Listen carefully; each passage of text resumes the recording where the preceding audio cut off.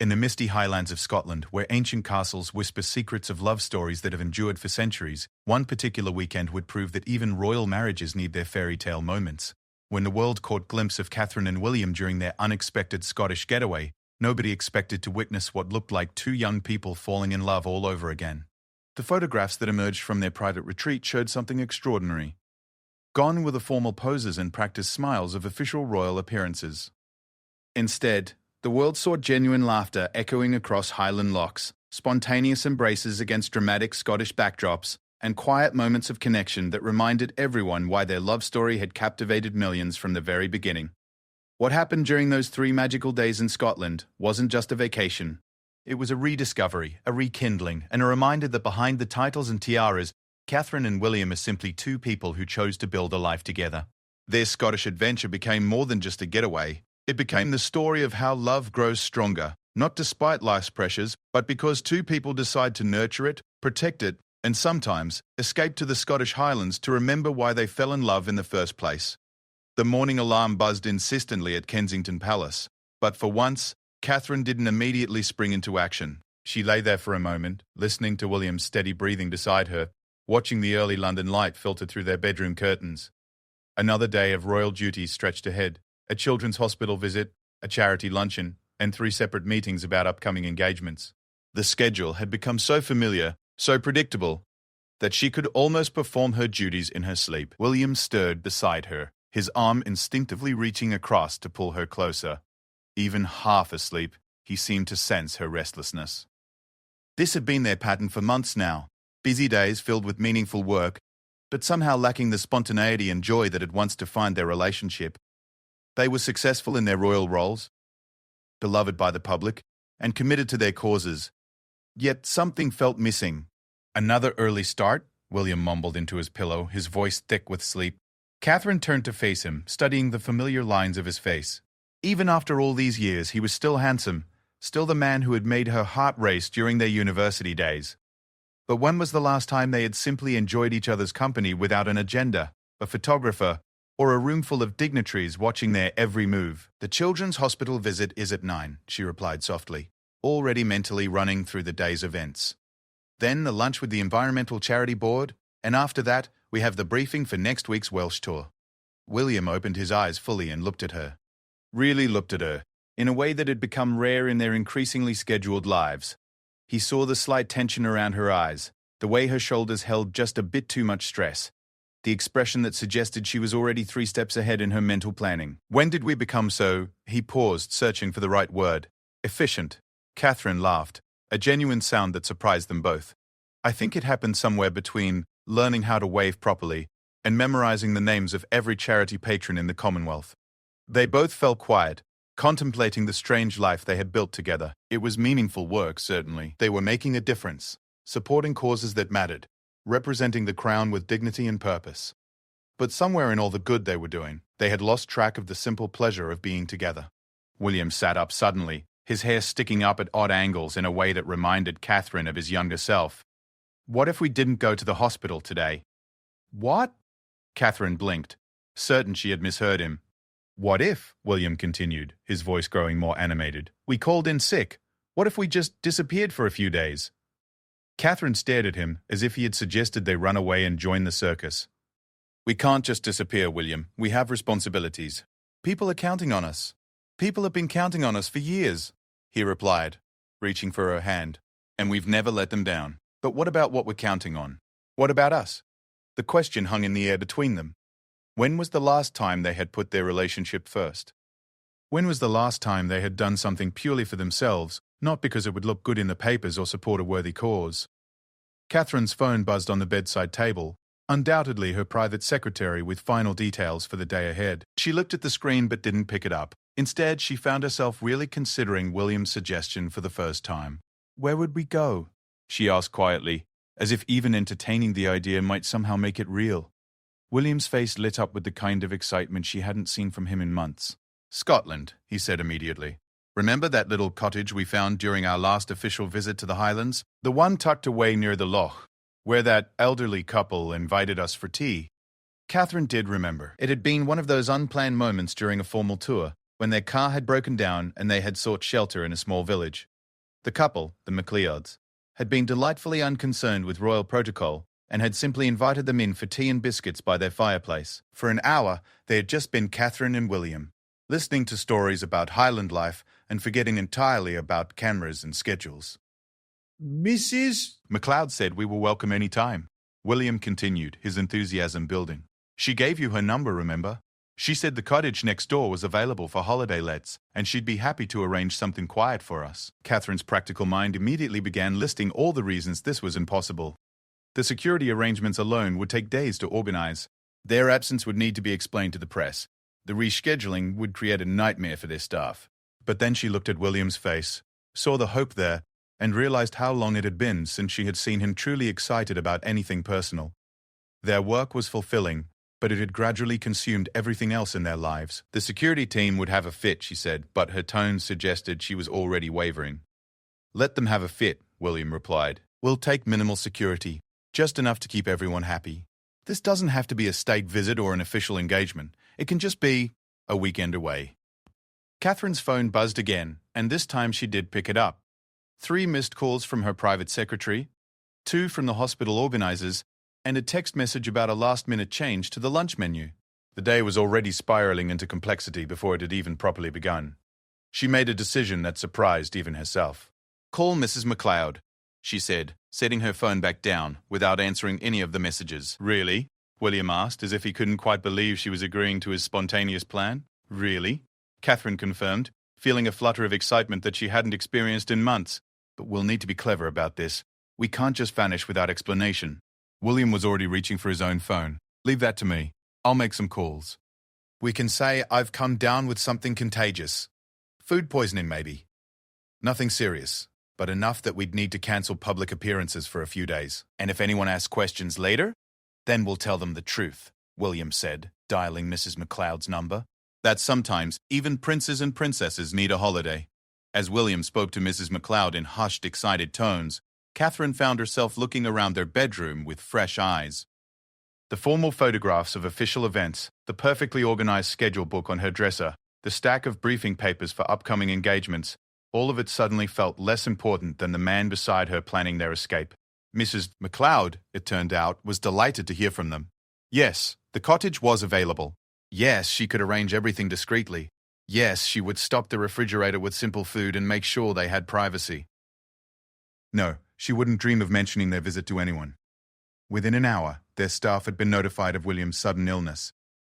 Their engagements had been postponed, and a very confused but efficient security team was making arrangements for an impromptu trip to the Scottish Highlands. As they packed simple clothes, jeans, sweaters, hiking boots, things they rarely wore in their official lives, Catherine caught William watching her with an expression she remembered from their early dating days. What? She asked, pausing in her folding of a simple cotton shirt. I was just thinking, William said, about the last time we packed for a trip that was just for us. Really, just for us. Catherine considered this. Their honeymoon, perhaps? But even that had involved some official elements, some appearances for the cameras. Most of their travels in recent years had been working visits, with every meal planned, every conversation scheduled, every moment accounted for. I can't actually remember, she admitted. Well, William said, zipping up a small duffel bag that looked oddly foreign compared to the formal luggage they usually traveled with. I guess we're about to find out what that feels like. As their car pulled away from Kensington Palace, Catherine felt something she hadn't experienced in years, the thrill of the unknown. They weren't driving toward a predetermined schedule or a carefully planned itinerary. They were simply heading north toward Scotland, toward a small cottage by a loch, toward 3 days of being nothing more complicated than a husband and wife taking a holiday together. The London traffic gave way to countryside, then to the dramatic landscapes of the Scottish borders, and finally to the wild beauty of the Highlands.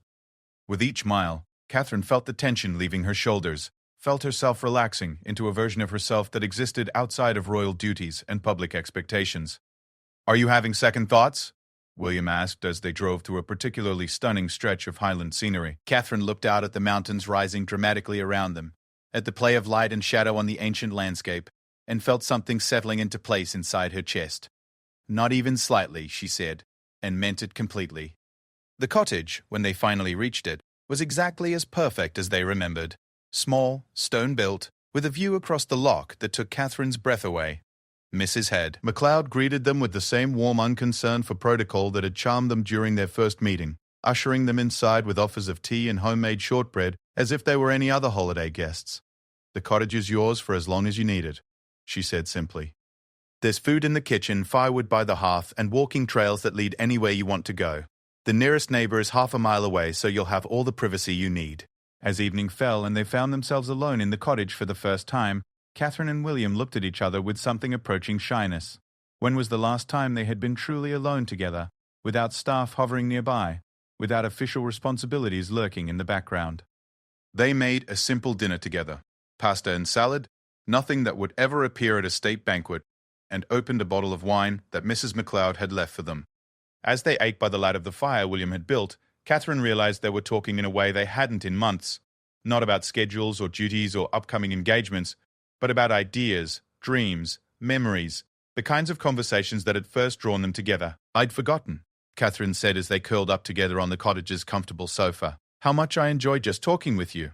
William pulled her closer, breathing in the scent of her hair. "I'd forgotten how much I enjoy hearing you laugh when it's not for the benefit of photographers." Outside, the Scottish night settled around their little cottage, complete with stars that were never visible in London. Inside, for the first time in longer than either could remember, Catherine and William had nowhere to be but exactly where they were. Catherine woke to unfamiliar sounds, the gentle lapping of water against the shoreline, the call of highland birds she couldn't identify, and the absence of London's constant urban hum. For a moment she lay still with her eyes closed, disoriented by the peace. No traffic, no construction, no early morning jobbers in Kensington Gardens. Just the natural rhythm of the Scottish countryside waking up around them. William was still asleep beside her, his face more relaxed than she had seen it in months. The stress lines around his eyes had softened overnight, and he looked younger somehow, more like the man she had fallen in love with at university. Catherine found herself watching him sleep, something she rarely had time to do in their carefully scheduled London life. Their cottage bedroom was simple but charming, with walls of exposed stone and windows that framed the loch like a living painting. Morning light danced across the water, creating patterns that shifted and changed with each gentle breeze. Catherine slipped quietly out of bed and padded to the window, wrapping William's discarded sweater around her shoulders. The view was breathtaking in a way that no formal garden or palace vista could match. The loch stretched before them like a mirror, reflecting the surrounding mountains and the dramatic Scottish sky. A family of ducks glided past, leaving gentle V-shaped wakes in the water. In the distance, she could see the ruins of what might once have been a castle, now nothing more than romantic stones against the highland backdrop. "Beautiful morning," William's voice came from behind her, rough with sleep but warmer than it had sounded in weeks. "I was just thinking," Catherine said, not turning from the window. "When was the last time we woke up somewhere and had absolutely no idea what we were going to do with our day?" William joined her at the window, wrapping his arms around her from behind. "Honestly, I don't think we ever have. Even our honeymoon had scheduled activities." They stood together in comfortable silence, watching the morning develop across the loch. There was something deeply satisfying about having nowhere to be, no one expecting them, no predetermined schedule dictating their every move. "Mrs. MacLeod left us a note," William said, nodding toward a piece of paper on the bedside table. "She's invited us for breakfast, but only if we want to. Otherwise, she stocked our kitchen and suggested some walking trails." Catherine turned in his arms, studying his face. "What do you want to do?" The question was simple, but it felt revolutionary. When was the last time either of them had made a decision based purely on personal preference rather than duty, protocol, or public expectation? "I want," William said slowly, as if he were discovering his own desires as he spoke, "to make you breakfast. Real breakfast. Not something prepared by a chef and served on fine china. I want to figure out how that ancient coffee maker works, and I want to sit with you at that little kitchen table and read the local newspaper and have absolutely no idea what's happening in London today." Catherine felt something warm spreading through her chest. That sounds perfect. Making breakfast together turned out to be an adventure in itself. The cottage's kitchen was equipped with the basics, but nothing worked quite like the modern appliances they were used to. The coffee maker required several attempts and produced something that was barely recognizable as coffee. William's attempt at scrambled eggs resulted in what could charitably be described as breakfast sculpture. Catherine's toast emerged from the temperamental toaster, looking more like charcoal than bread. But they were laughing. Really laughing, in a way that felt rusty and new at the same time. When was the last time they had done something together that neither of them was particularly good at? We're absolutely hopeless at this. Catherine gasped, trying to salvage what remained of their breakfast attempts. Completely useless, William agreed cheerfully, pouring their barely coffee into mismatched mugs. It's wonderful! They eventually assembled something that resembled breakfast and took it outside to a small wooden table on the cottage's porch. The morning air was crisp and clean, carrying scents of heather and pine that were completely unlike the urban atmosphere they were accustomed to. The local paper, William announced, unfolding what appeared to be a 4-page publication dedicated entirely to Highland news. Let's see. There's a sheep that's gone missing near the village. The annual Highland Games have been postponed due to rain, and Mrs. Morrison is celebrating her 90th birthday next week. Any mention of missing royals? Catherine asked teasingly. William scanned the pages with mock seriousness. Not a word. I think our secret is safe. After breakfast, they decided to explore one of the walking trails Mrs. McLeod had recommended. The path led through a pine forest and up into the hills behind the cottage, promising views across the entire loch system. Catherine hadn't been on a real hike, one that wasn't part of an official engagement or charity event, in years. The trail was more challenging than either of them had expected. Within an hour, they were both breathing hard, their cheeks flushed from exertion and fresh air. Catherine's hiking boots, purchased years ago but rarely used, were giving her blisters. William had developed a thin film of sweat despite the cool mountain air. Are we really this out of shape? Catherine panted as they paused to rest on a fallen log. Apparently so, William replied, breathing heavily. All those gym sessions at the palace and we can't handle a Scottish hiking trail. Maybe, Catherine said thoughtfully, because those gym sessions were just another item on our schedule. This is actually fun. The word felt strange in her mouth when applied to physical activity. When had exercise become something to be endured rather than enjoyed? When had they stopped doing things simply because they brought pleasure? As they climbed higher, the views became increasingly spectacular. The loch spread out below them like a vast blue jewel, surrounded by mountains that seemed to stretch endlessly into the distance. Other lochs were visible in the far distance, connected by streams that caught the light like silver ribbons. Look at that, William said softly, pointing to an eagle circling high above them.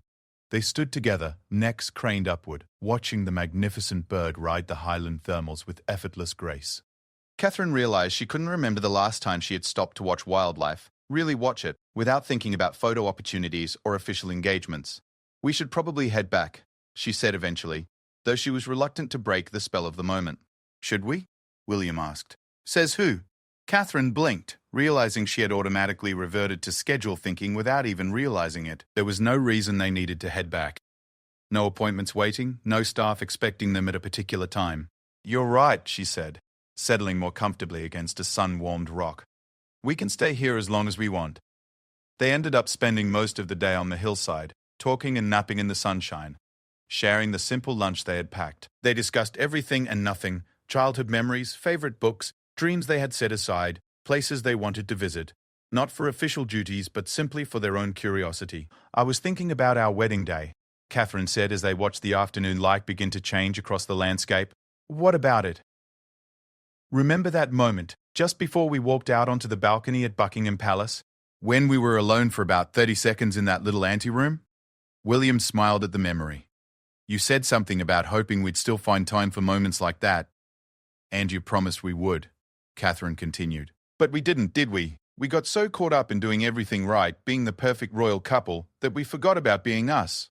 William took her hand, intertwining their fingers in a gesture that felt both familiar and new. Maybe that's what this is about. Maybe we needed to come here to remember. As evening approached, they made their way back to the cottage, tired but exhilarated in a way that had nothing to do with royal duties successfully performed or public appearances well received. This tiredness came from physical activity chosen for pleasure, from a day spent entirely according to their own desires. Mrs. McLeod had left another surprise, fresh salmon from the local fishing boats and vegetables from her own garden, along with a note suggesting they might enjoy cooking together rather than dining out. The idea of preparing their own dinner, after years of meals prepared by palace chefs, felt like another small adventure. Cooking together revealed yet another layer of how much their lives had become compartmentalized. Catherine realized she barely knew what foods William actually preferred when he wasn't choosing from formal menus designed to please foreign dignitaries. William discovered that Catherine had strong opinions about seasoning and a natural instinct for cooking that had been buried under years of ceremonial meals. "You're actually quite good at this," he observed, watching her expertly flip the salmon in their small cottage pan. "I used to cook all the time, before," Catherine said, then paused. "Before everything became so formal, I suppose."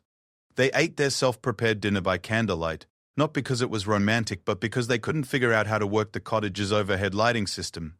The salmon was slightly overcooked, the vegetables were under-seasoned, and the wine was a simple local vintage that would never appear at a state dinner. It was the best meal either of them had enjoyed in years. "I have a confession," William said as they lingered over the last of their wine. "What's that?" "I turned my phone off completely this afternoon. Not just silent. Actually off." Catherine stared at him in amazement. "What if there's an emergency? The security detail knows where we are. If the world is ending, they'll find us." William paused. "When was the last time you were completely unreachable for an entire afternoon?" Catherine considered this question seriously. Even on their official holidays, even during their brief family vacations, they had always been connected, always available for urgent matters or last-minute changes to their schedules. "I honestly don't think I ever have been," she admitted. "Not since we married." "How does it feel?" Catherine sat quietly for a moment, taking inventory of her emotional state. Instead of the anxiety she would have expected, she felt something approaching peace. The world had continued to turn without her constant attention. No crises had erupted because she was unreachable for a few hours. "Terrifying and wonderful at the same time," she said finally. They spent the evening by the fire, reading books from the cottage's small collection, playing card games with a deck that had seen better days, and talking in the comfortable, meandering way of people who have nowhere else to be. Catherine found herself studying William's hands as he dealt cards, remembering when those same hands had been young and uncertain, when holding them had felt like the most daring thing she could do. "What are you thinking about?" William asked, catching her watching him. "How your hands have changed," Catherine said honestly. "They're stronger now, more confident. But they're still the same hands that were shaking when you proposed." William looked down at his own hands with surprise, as if seeing them for the first time. "Were they really shaking?" "Terribly," Catherine confirmed. "I thought you might drop the ring." They both laughed at the memory, and Catherine realized how rarely they talked about their early days together anymore. Their official biographies covered their courtship and engagement, but those clinical summaries bore no resemblance to the reality of two young people nervously navigating their feelings for each other. As they prepared for bed in their simple cottage bedroom, Catherine caught sight of herself in the small mirror above the dresser. Her hair was windblown from their day of hiking, her cheeks still pink from sun and exercise, her clothes casual and comfortable rather than carefully coordinated for public appearance. She looked, she realized with some surprise, happy. "William," she said as they settled into the cottage's comfortable bed. "Yes? Thank you for this, for remembering that sometimes we need to be just Catherine and William." William pulled her close, and she could feel his smile against her hair. "Thank you for saying yes to running away with me." Outside, the Scottish night settled around their cottage once again, but this time, Catherine fell asleep not thinking about tomorrow's schedule, but about the simple pleasure of having another unplanned day ahead of them. The third morning of their Scottish escape dawned grey and moody, with low clouds hanging over the loch like a soft blanket. Catherine woke to the sound of gentle rain against the cottage windows, a rhythmic drumming that seemed to invite them to stay cozy indoors rather than venture out into the Highland weather. William was already awake, propped up on his elbow watching the rain pattern the glass. "Well," he said cheerfully, "I don't think we'll be hiking today." Instead of disappointment, Catherine felt a surge of anticipation.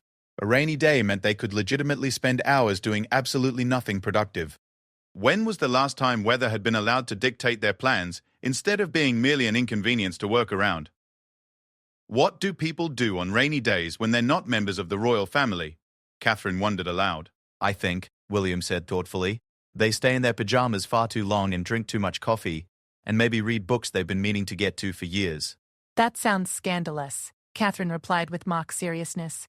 "Staying in pajamas past 8 in the morning?" "What would the press say?" "The press," William reminded her, "thinks I'm home in bed with food poisoning. They'd probably expect pajamas." They did indeed spend the morning in their pajamas, moving lazily between the cottage's small rooms as they waited for their coffee to brew properly. Catherine found herself fascinated by the way William looked in the grey morning light, relaxed and unguarded in a way that years of public life had trained out of him. "You know what I realized yesterday?" she said as they settled at the kitchen table with their somewhat successful coffee. "We never just sit together anymore. Even when we're in the same room, we're usually preparing for something, or debriefing from something, or reviewing schedules." William nodded slowly. Everything has become transactional, hasn't it? Even our private time feels like preparation for the next public moment.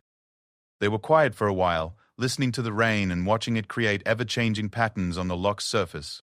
The weather had transformed the highland landscape into something even more dramatic, all mist and mystery and subtle colors that shifted with each change in the light. "MacLeod left us some games," Catherine observed, nodding toward a shelf that held an assortment of puzzles, board games, and books. "Real games, not the kind we play at palace events." William followed her gaze and grinned. "Scrabble. I haven't played Scrabble in probably 15 years. Afraid I'll beat you?" "Terrified," William admitted. "You always were better with words than I was." Setting up the Scrabble board on the cottage's small dining table felt like stepping back in time to a simpler version of themselves. Catherine remembered games like this from their university days, lazy afternoons in William's room when they were just beginning to fall in love, when competition was still playful, and stakes were measured in laughter rather than public opinion. "Your word-building skills haven't improved," Catherine observed after William played cat for 8 points. "My strategic thinking has evolved," William replied defensively. "I'm conserving my good letters for maximum impact." You're making that up. "Completely," William admitted cheerfully. "I never had a strategy for Scrabble. I still don't understand how you always managed to use all 7 letters at once." Catherine studied her letter tiles, but found herself more interested in watching William concentrate on his next move. His brow was furrowed in the same way it had been during exams, his mouth slightly pursed as he considered his options. She realized she had forgotten how much she enjoyed his expressions when he thought no one was watching. "You're not paying attention to your letters," William observed. "I'm paying attention to you," Catherine replied honestly. William looked up from his tiles, meeting her eyes across the small table. "What do you see?" It was a simple question, but Catherine sensed the deeper inquiry beneath it. After years of being photographed and analyzed and discussed by strangers, what did the person who knew him best actually see when she looked at him? "I see the man who used to worry he wasn't smart enough for university," Catherine said slowly, "and the one who was so nervous about meeting my parents that he brought flowers for my mother and research topics to discuss with my father. I see someone who's learned to carry enormous responsibility with grace, but who still makes terrible jokes when he's nervous." William was quiet for a long moment. "I was nervous about meeting your parents. I'd never been nervous about meeting anyone's parents before, because you'd never cared as much about the outcome before," Catherine said softly. "No," William agreed. "I hadn't. They abandoned the Scrabble game without finishing it, the competitive element forgotten in favor of conversation that felt more substantial than any they had shared in months." The rain continued to fall, creating a cocoon of privacy around their little cottage that made intimate discussion feel natural and safe. "Can I tell you something I've been thinking about?" Catherine asked as they moved to the cottage's comfortable sofa by the fire. "Always. I've been wondering if we've become too good at being royal," she said carefully. "Too polished, too perfect, too careful about everything we say and do." William considered this. "What do you mean?" "I mean that somewhere along the way, we stopped being people who happened to be royal and became royal people who happened to be human. Does that make sense?" William was quiet for so long that Catherine worried she had overstepped, suggested something he found uncomfortable or disloyal to their roles. "It makes perfect sense," he said finally, "and it terrifies me that you're right." Catherine felt a relief she hadn't known she needed. "So what do we do about it?" "Maybe we start here," William suggested, gesturing around their simple cottage. "Maybe we remember what it feels like to be just us, and then we figure out how to take some of that back to our real lives." The afternoon rain gave them permission to be thoroughly lazy, to read books without agenda, to nap curled together on the sofa simply because they felt like it. Catherine found herself studying the cottage's simple furnishings, thinking about how different this felt from the grandeur of their usual surroundings. Everything here was functional rather than ceremonial, comfortable rather than impressive. The sofa was slightly worn but perfectly shaped for curling up together. The coffee table bore water rings from previous guests' mugs. The books on the shelves were well read rather than decorative. Do you ever wonder what our life would have been like if we were just normal? Catherine asked as they shared a pot of afternoon tea. William was quiet for a moment. Do you mean, do I ever wish we were normal? I don't know what I mean, exactly. I love what we do, the causes we support, the difference we can make. But sometimes I wonder about the path not taken. You mean the version where I became a RAF pilot and you worked for a charity, and we lived in a cottage like this and had dinner parties with university friends and argued about whose turn it was to take out the bins? Catherine laughed at the specificity of his imagination. Something like that. Sometimes, William admitted. Not because I'm unhappy with our life, but because I wonder if that version of us would have stayed closer to who we were when we first fell in love. The honesty in his voice made Catherine's chest tighten. Do you think we can find our way back to that? I think, William said carefully, that's what we're doing right now. As evening approached, the rain finally began to ease, leaving the highland air fresh and clean. They decided to walk down to the loch's edge, pulling on rain jackets and boots for the short trek to the water. The loch after rain was a different creature entirely from the peaceful mirror they had seen on their first morning. Now it was alive with movement, ripples catching the last light of day, the surrounding mountains emerging from mist like sleeping giants awakening. It's beautiful, Catherine breathed, standing at the water's edge. You're beautiful, William replied, and something in his voice made her turn to look at him. He was watching her with an expression she recognized from their wedding day, from the moment he had first told her he loved her, from all the significant moments in their relationship, when he had looked at her as if she was something wonderful that had unexpectedly entered his life. William, I mean it, he said, stepping closer to her. Standing here with your hair curling from the rain and your cheeks pink from the cold, wearing practical boots instead of designer heels, you look exactly like the woman I fell in love with at university. Catherine felt tears prick her eyes, though she couldn't have explained why. I feel like her again, here with you. William reached out to touch her face, his thumb brushing away a raindrop that had gathered on her cheekbone. I want to remember this moment exactly as it is. I want to remember how you look right now, how this feels. Standing by the loch in the fading highland light, Catherine understood what he meant. This moment felt precious not because it was grand or significant in any public way, but because it was purely theirs. No cameras, no obligations, no one watching or analyzing or commenting on their every gesture. Kiss me, she said simply. William didn't hesitate. His kiss was soft and sure, tasting of rain and tea and the freedom they had found in this remote corner of Scotland. Catherine felt herself melting into him, her hands fisting in his jacket to pull him closer. When they finally broke apart, both were breathing hard, and Catherine realized it had been months since they had kissed like that, not for cameras or as part of public affection, but simply because they wanted to, needed to, couldn't imagine not kissing in that moment. Come on, William said, taking her hand. Let's go home. Home, Catherine realized as they walked back to their cottage hand in hand, was exactly what this little highland retreat had become. Not the grand palaces they officially resided in, but this simple place where they could remember how to be themselves. That evening, they cooked together again, this time with more success and fewer disasters. They shared a bottle of wine that Mrs. Botcher MacLeod had recommended from the local vineyard, and talked about their children, their work, their hopes for the future, but also about lighter things, books they had enjoyed, places they wanted to travel to for pure pleasure, memories from their university days that they rarely had time to revisit. I've been thinking about something you said, William told her as they cleared their dinner dishes.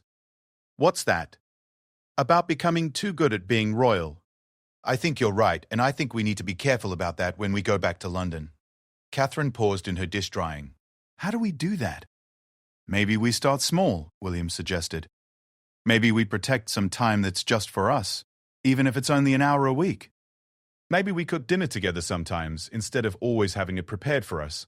Maybe we take walks in Kensington Gardens just because we enjoy walking, not because it's good exercise or good publicity.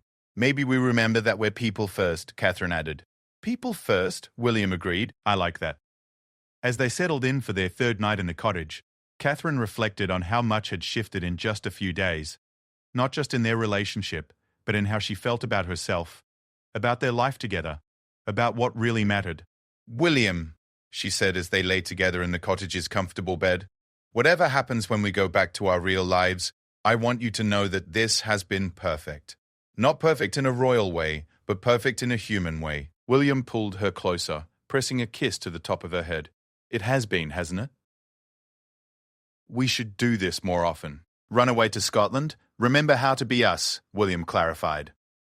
However that looks. Outside, the Highland night was clear for the first time since their arrival, stars visible through their bedroom window in a way they never were in London. Catherine fell asleep thinking not about returning to their duties, but about how they might carry some of this newfound intimacy back with them into their real lives. Their final morning in Scotland arrived with brilliant sunshine that seemed to have washed the Highland landscape clean. Catherine woke early, drawn to the cottage window by the sound of birds and the unusual brightness of the light. The loch sparkled like scattered diamonds, and the mountains stood sharp and clear against a sky so blue it looked painted. William was still deeply asleep, one arm thrown across his face to block the morning light. Catherine studied his peaceful expression, trying to memorize it before their return to London brought back the subtle tension that seemed to live permanently in his jaw when he was fulfilling royal duties. Today was their last day of freedom, their last morning of waking up with no schedule, no obligations, no carefully planned activities designed to serve purposes larger than their own happiness. The knowledge should have made her sad, but instead Catherine felt something closer to gratitude. 3 days had been enough to remind them of who they were together, enough to rebuild something that had been gradually eroding under the weight of their public lives. She slipped quietly out of bed and made her way to the kitchen, determined to surprise William with breakfast that was actually edible. After 3 days of culinary adventures, she was beginning to understand the cottage's quirky appliances well enough to produce something approaching proper coffee and reasonably successful eggs.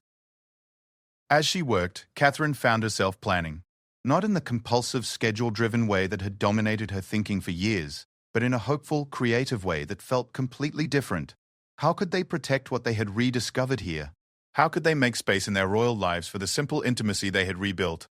Something smells actually appetizing. William's voice came from the kitchen doorway. Catherine turned to find him leaning against the frame, hair tousled, wearing the simple cotton t-shirt and flannel pajama pants that made him look more like a university student than a future king.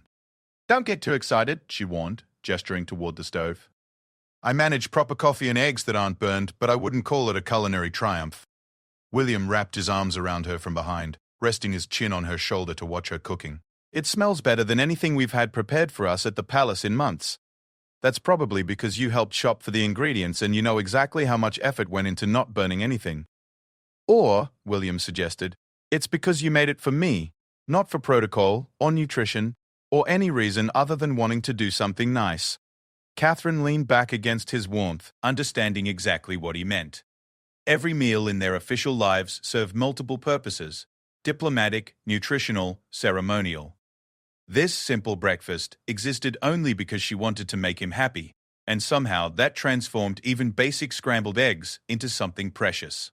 They ate breakfast on the cottage porch one last time, savoring both the food and the peaceful morning sounds of the Highland countryside.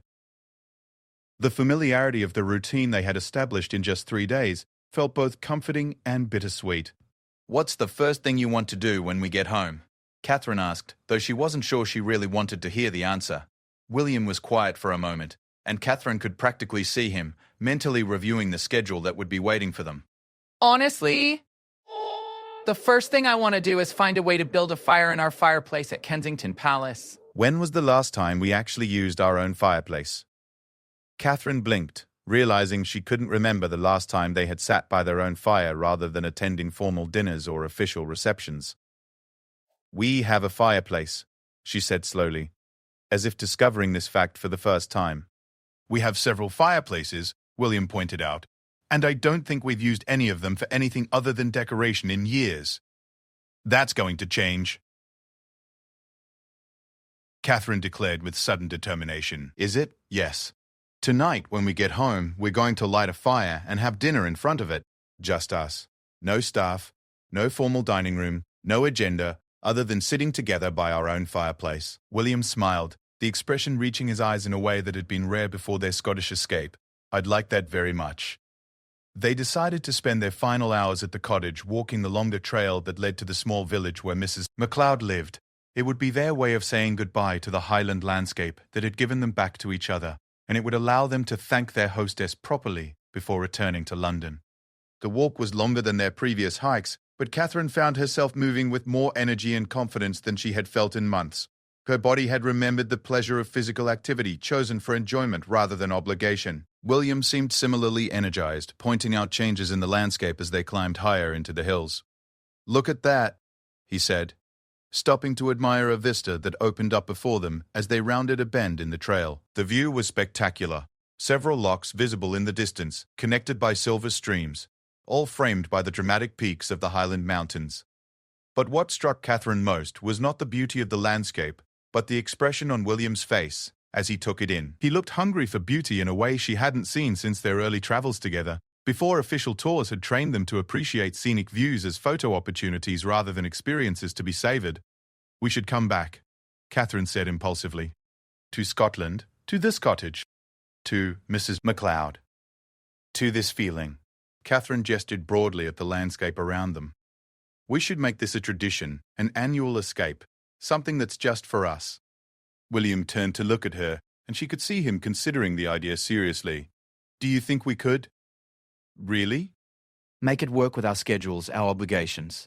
I think we have to, Catherine replied firmly. I think if we don't protect this, protect us, we'll lose it again. "And I don't want to lose it again." The determination in her voice surprised them both. Catherine had always been accommodating about their royal schedule, understanding about the demands of their public roles. But something had shifted during their Scottish days, some recognition that their marriage deserved protection and priority. "Annual Scotland trips," William said, as if testing the idea. "Just us, no staff, no official elements." "Exactly. A promise to ourselves that no matter what else is happening in our royal lives, we'll always have this to come back to."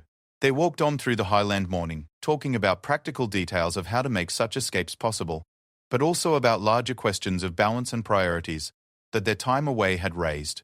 The village, when they reached it, was everything the cottage had promised.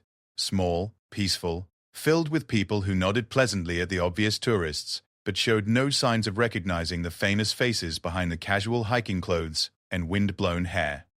Mrs. MacLeod greeted them at her cottage door with the same warm hospitality she had shown throughout their stay, inviting them in for tea and homemade shortbread as if they were beloved relatives rather than members of the British royal family. "You both look wonderfully rested," she observed as she bustled around her cozy kitchen. "The Highlands have been good to you." "They have," Catherine agreed, accepting a cup of tea that smelled of bergamot and Highland herbs. "We can't thank you enough for giving us this time." "Nonsense, Mrs. Bergamot," MacLeod replied briskly. "Young people need time together, royal or not. Anyone can see you two are devoted to each other, but devotion needs tending like a garden." The simple wisdom of her words struck Catherine with unexpected force. When had they stopped tending their devotion? When had their relationship become something to maintain rather than cultivate? "We'd like to come back," William said suddenly, "if that would be possible. Maybe once a year, same arrangement." Mrs. MacLeod's face lit up with genuine pleasure. "The cottage would be delighted to have you. It's seen many love stories over the years, but it's been a while since it hosted one that needed rekindling." As they prepared to leave the village and return to collect their things from the cottage, Catherine felt a combination of sadness and anticipation. Sadness to be leaving this place that had given them so much, but anticipation for the challenge of taking what they had learned back into their real lives. The drive back to the cottage was quiet, both of them lost in their own thoughts about the transition ahead. Packing felt surreal, folding casual clothes that had become like costumes for their alternative life, preparing to return to the formal wardrobe and structured existence waiting for them in London. "Catherine," William said as they made their final check of the cottage, "I want you to know that this hasn't just been a holiday for me. It's been a reminder of what we're working to protect." Catherine understood exactly what he meant. Their royal duties weren't just obligations to be endured, they were work they chose to do together, as a team. But that teamwork meant nothing if they lost the connection that made them want to be a team in the first place. "Whatever happens when we get home," she replied, "whatever schedules are waiting for us, whatever demands we need to meet, I want us to remember this feeling. I want us to remember that we chose each other first, before we chose our roles." Their car arrived precisely on schedule, driven by the same security team that had delivered them to their Highland refuge 3 days earlier. As they loaded their simple luggage, Catherine caught sight of herself in the car window. Wind-blown hair, no makeup, wearing hiking boots and casual clothes. She looked like someone who had been on holiday. someone who was relaxed and happy and connected to the person she was traveling with. The drive south toward London felt like a gradual return to their official selves. With each mile, Catherine could feel the familiar tensions creeping back into her shoulders, the mental shift toward thinking about schedules and obligations and public appearances. But something was different this time. Instead of the complete transformation that usually marked their transition from private to public life, Catherine found herself holding on to pieces of who they had been in Scotland. William seemed to be doing the same thing, reaching over to take her hand as they drove, maintaining the easy physical connection they had rediscovered. "First thing we do," he said as the London suburbs began to appear outside their windows, "is light that fire." "First thing," Catherine agreed. By the time they pulled through the gates of Kensington Palace, the sun was setting over London, painting the familiar buildings in golden light that reminded Catherine of Highland evenings. Their staff greeted them with the usual efficiency, updating them on schedules and messages and the 100 small details that had accumulated during their absence. But as they walked through their own front door, Catherine felt something she hadn't expected, a sense of bringing their Scottish selves home with them, rather than leaving those selves behind. The palace rooms looked the same, but she and William were different in ways that felt permanent rather than temporary. "Your Royal Highnesses," their private secretary began, approaching with a tablet full of scheduling updates. "I have several urgent matters that require tomorrow." William interrupted gently but firmly. "Tonight is for us." The secretary blinked in surprise, clearly unused to having royal schedules delayed for personal time, but nodded respectfully and withdrew. Catherine watched this interaction with something approaching amazement. In 3 days, they had remembered how to prioritize their relationship, not just in private moments stolen from their royal duties, but as a foundational element that made all their other work possible. "Fire first," William announced, heading toward their rarely used sitting room. "Fire first," Catherine agreed, following him into what felt like a new chapter of their life together. As William knelt by their fireplace, working to build their first fire in years, Catherine looked around their official residence with fresh eyes. Tomorrow they would return to their royal duties, but they would do so as people who had remembered how to protect and nurture the connection that made all their public service meaningful. The fire caught and began to burn brightly, filling their formal sitting room with warmth and dancing light that transformed the space into something that felt truly like home. 3 months after their return from Scotland, Catherine found herself in the familiar surroundings of a charity gala, wearing an elegant gown and smiling for photographers, but feeling fundamentally different than she had at similar events before their Highland escape. The change wasn't visible to observers. She still moved with the same grace, spoke with the same warmth, performed her royal duties with the same dedication. But something internal had shifted, something that made the difference between performing her role and living it. William stood beside her, resplendent in his formal evening wear, greeting donors and supporters with genuine enthusiasm. But Catherine caught the small signals that would be invisible to anyone else. The way his hand briefly touched the small of her back when he thought no one was looking. The quick smile he sent her across the crowded ballroom. The almost imperceptible wink when they caught each other's eyes during a particularly serious conversation about charity governance. These tiny moments of connection would have been impossible before Scotland. Not because they hadn't loved each other then, but because they had forgotten how to maintain their private relationship in public spaces. Now they moved through official events as a team that remembered they had chosen each other first, royal duties second. Your Royal Highness, a charity board member approached Catherine. We're so grateful for your continued support. The Children's Wing expansion would never have been possible without your patronage. Catherine smiled warmly, genuinely pleased by the organization's success. The work you're doing is remarkable. I was reading about the new therapeutic garden program. How did that develop? As she engaged in conversation about the charity's work, part of Catherine's mind wandered to earlier that evening, when she and William had shared a quick dinner in their kitchen before the gala. Not the formal pre-event meal that would have been arranged 6 months ago, but sandwiches they had made themselves, eaten while standing at their kitchen counter, talking and laughing about their day. Such small changes, but they represented something larger, a deliberate choice to preserve space for their authentic selves, even within the demanding structure of royal life. "Catherine," William appeared at her elbow as the conversation with the board member concluded.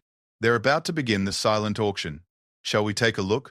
His hand settled briefly on her back as they moved through the crowd, a touch that looked perfectly appropriate for a married couple at a formal event, but carried the warmth of genuine affection rather than performed intimacy.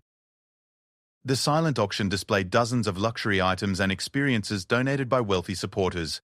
Holiday packages to exotic destinations, artwork by renowned painters, exclusive dining experiences at celebrated restaurants.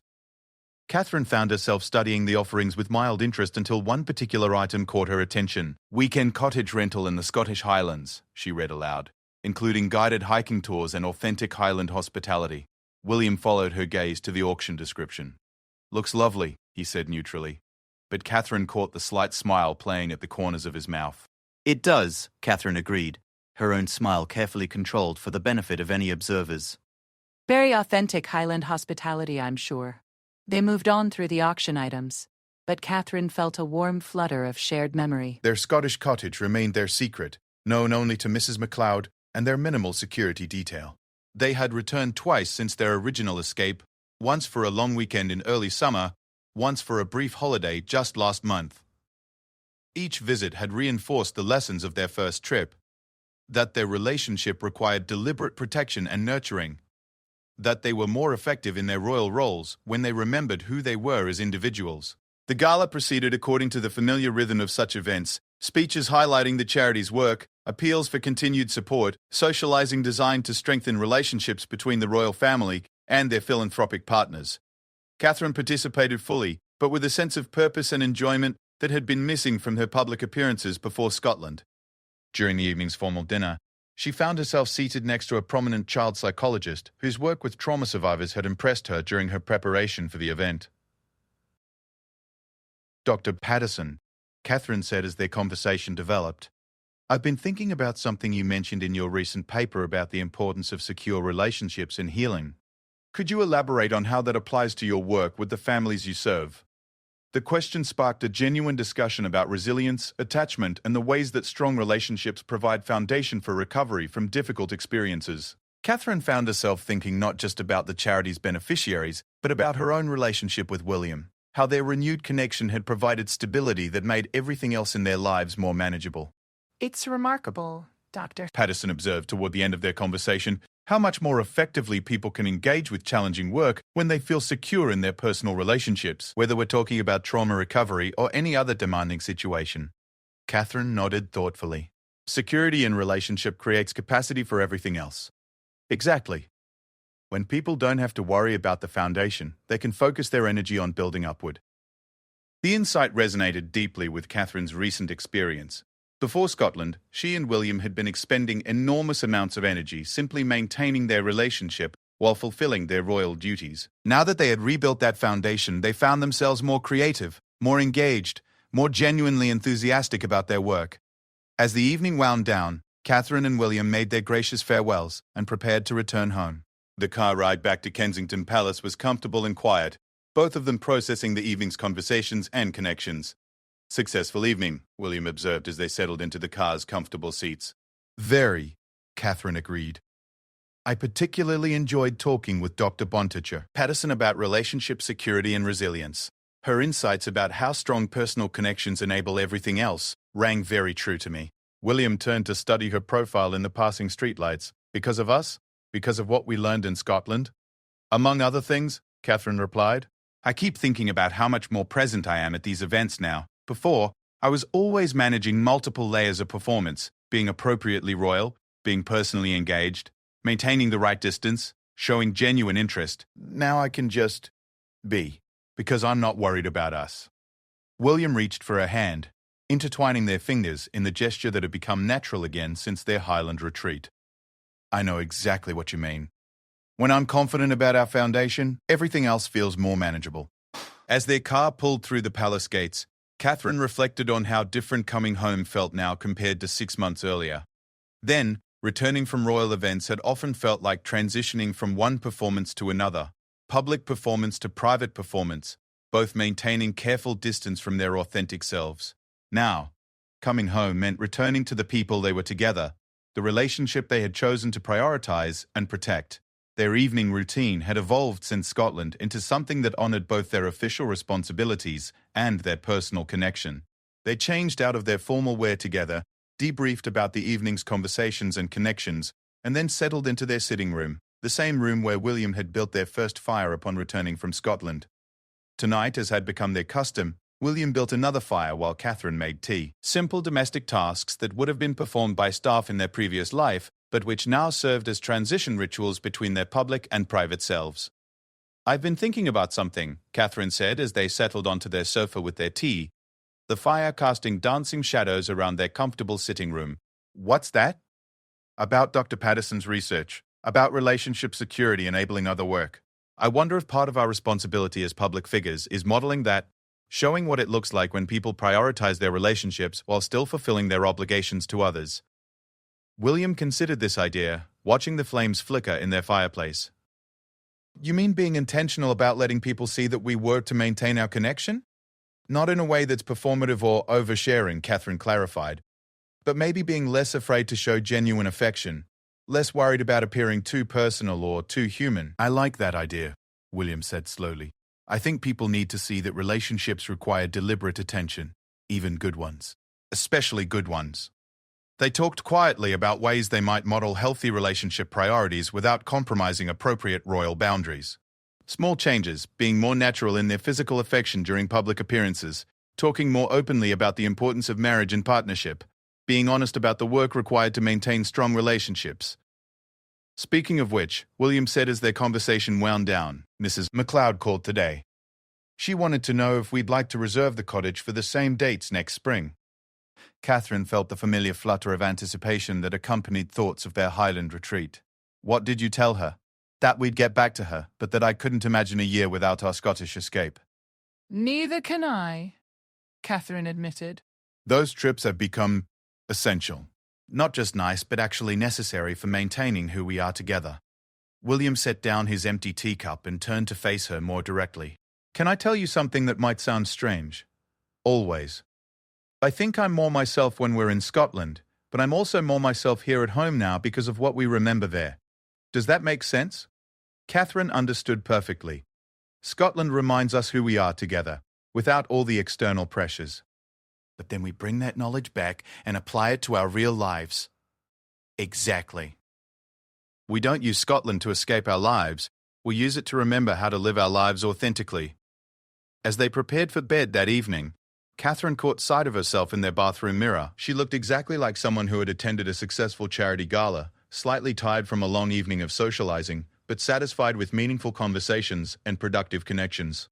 But she also looked like someone who was secure in her most important relationship, someone who didn't have to choose between personal happiness and professional fulfillment. "William," she said as they settled into their bed, "do you remember what you said on our first morning in Scotland? About wanting to figure out what we were going to do with a day when we had absolutely no schedule?" "I remember. I was thinking tonight that we've gotten better at that. Not just in Scotland, but here. We've learned to protect spontaneous time, unscheduled moments, space for just being together." William pulled her close and Catherine could feel his smile against her hair. "We've learned that protecting our relationship isn't selfish, it's necessary for everything else we want to accomplish." Outside their bedroom windows, London continued its restless urban rhythm. But inside their palace home, Catherine and William had created something quieter and more sustainable. Not the passionate romance of their early courtship, nor the careful performance of their early royal years, but something deeper and more resilient, a partnership that had learned to nurture itself while serving others. As Catherine drifted towards sleep, she thought about tomorrow's schedule, a school visit in the morning, lunch with Parliament members, an afternoon meeting about mental health initiatives. Full days of meaningful work, but work they would approach as people who had remembered how to be happy together. Their Scottish adventure had ended months ago, but its effects continued to ripple through their daily lives in ways both small and profound. They had not just rekindled their romance, they had learned to sustain it within the complex reality of their public roles.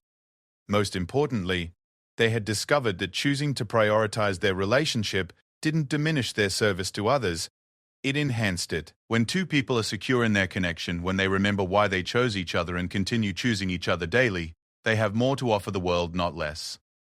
In the morning, they would return to their royal duties with renewed energy and authentic partnership.